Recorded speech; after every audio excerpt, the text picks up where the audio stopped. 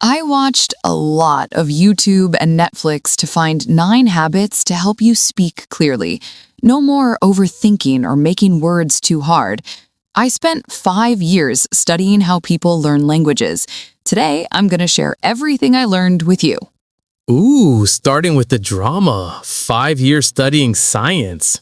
But seriously, if you've ever had smart thoughts in your head but messy words come out of your mouth, this episode is the fix you need. The fix, huh? Okay, Dr. Neela. So what's the plan for today? What are these 9 magic habits? They're not magic, they're just useful tips. We'll put them in 3 simple groups so they're easy to understand. First, delivery habits, how you say your words. Second, vocal habits, how you use your voice. And third, the big one, thinking habits, how you organize your thoughts. Delivery, vocal, thinking. Got it. So we're building a strong house for clear speaking. I get it. And so you know who is talking to you today. I'm Naveen. And I'm Neela, and this is Native Speakers English, the place where we have fun to help you get better at English. Let's start with the first group, delivery habits. The first habit is a little surprising. It's to pause more. Wait. You're saying to speak clearly, I should not speak? Bro, make it make sense. Exactly. We fill silence with ums and uhs because we think it makes us sound like we're thinking. However, studies from institutions like the University of Michigan show that speakers who use deliberate, short pauses are perceived as more confident and credible. A pause gives your words weight. It gives you a moment to gather your next thought. So you're telling me silence is actually a power move. In fact, let's try a mini exercise. I want you, our listener, to take the following sentence and say it out loud. The most important thing to remember is this. Now say it again, but this time take a full 1-second pause before the word this. The most important thing to remember is this. Feel that? It's like you just put a spotlight on the word this. They'll think you're confident, at least. It frames your statements. Think of it like a period in a sentence. It signals completion, which leads perfectly into our second delivery habit, slow down to highlight. Okay, I'm taking this one. This is crucial. This is not about talking like a sloth all the time. It's about pace variation. You talk at a normal, energetic pace, but when you get to the most important part of your message, you slow it down. It's a vocal spotlight. It tells the listener's brain, hey, pay attention. This part matters. It's like in a movie trailer, right? They show all these fast cuts and explosions, and then the narrator comes in with this summer. It builds suspense and emphasizes the point.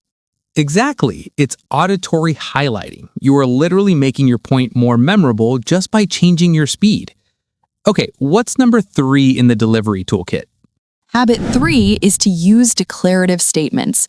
This is a huge one, especially in professional settings. It means you stop talking in questions, right? You know how some people's sentences go up at the end even when they're not asking a question? It's called uptalk. Right. It sounds like you're asking for permission for your own opinion. It completely guts your authority. Stop it. Yes, exactly that. Research consistently shows that uptalk makes you sound uncertain and less competent. The fix is simple. End your statements with a downward inflection, a period, not a question mark. Instead of, I think we should go with option A, say, I think we should go with option A. Hear the difference? It's the difference between asking for validation and declaring a fact. It's subtle, but it changes everything. Okay, this is genuinely powerful stuff. And if you listening are finding this powerful and you haven't subscribed yet, what are you even doing with your life? Seriously, hit that subscribe button and the little bell. It's a free way to support us, and it tells the YouTube gods that we're providing value. It helps us keep making this content for you. We appreciate it more than you know. More than my man Naveen appreciates a good roast. All right, commercial over. Let's move on to the next category. What was it again? Vocal habits? Vocal habits, the mechanics. And habit number 4 is something most people laugh at, but it's a game changer. Warm up your voice. Oh man, I knew it. You're gonna make us do tongue twisters, aren't you? She sells seashells by the seashore. Come on, Neela. Bro, listen, you wouldn't run a marathon without stretching, would you? Your vocal cords are muscles. When they're cold, your speech is lazy, mumbled. A warm voice is clear, resonant, and agile. I'm not talking a 30-minute routine, just 60 seconds before a big meeting. Do some lip trills like a motorboat, hum up and down your scale. It makes a massive difference in your articulation. Okay, fine. I'll admit my voice feels a lot better after I've been talking for a few minutes than it does first thing in the morning. What's habit 5? Habit 5, default to nose breathing. Oh, here we go. Now she's telling us how to breathe. I'm just trying to help. It reduces the need to constantly sip water or clear your throat. Okay, last one for this section. Habit 6, use more volume. And I don't mean shouting. Presence. Speaking so the person in the back of the room can hear you even when you're in a one-on-one conversation. Exactly. It's about projecting from your diaphragm, not your throat. A quiet, hesitant voice signals a lack of confidence. When you speak with supported volume, you command attention. You take up auditory space. Think of Amy Cuddy's work on power posing. Making yourself physically bigger makes you feel more confident. Using more volume is the vocal equivalent of that. Okay, that's 6 habits down. Now for the final and most important category, cognitive habits. This is all about what happens in your brain, because it doesn't matter how great your voice sounds if the thoughts behind it are a tangled mess. So what's habit number 7? Habit 7, finish one thought at a time. My God, this is the hardest one for so many people. We do what I call thought stacking. We start one sentence, then our brain jumps to another idea, so we try to mash them together with and or so. And then you end up with a sentence that's like 45 seconds long and nobody, including you, remembers how it started. It's because our brains move faster than our mouths. Precisely. The habit to build here is to trust yourself. Complete your first thought, put a period on it, pause, then deliver your next thought. It feels slower to you, but to the listener, it's crystal clear. It's like sending a series of clear text messages instead of one giant rambling paragraph with no punctuation. Okay, that makes sense. One thought, one sentence. Simple, but not easy. What's habit number 8? How do we organize those thoughts? Let's make this real. Give me an example of a thought-stacked sentence you might hear in a meeting. With habit 8, use frameworks. When you're put on the spot, your brain can panic. A framework is a mental cheat sheet. It gives you a structure to pour your thoughts into. And the simplest, most effective one is the CCC method. The CCC method. All right, break it down. What's it stand for? Cool, calm, and collected? Close. It's context, core message, and conclusion. So if your boss asks for a project update instead of rambling, you use CCC.